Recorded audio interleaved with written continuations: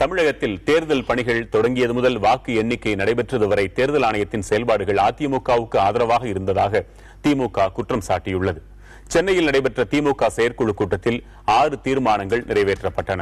அதில் சட்டப்பேரவை தேர்தலில் திமுக கூட்டணிக்கு வாக்களித்த ஒவ்வொருவருக்கும் திமுக செயற்குழு நன்றி தெரிவிப்பதாக கூறப்பட்டது.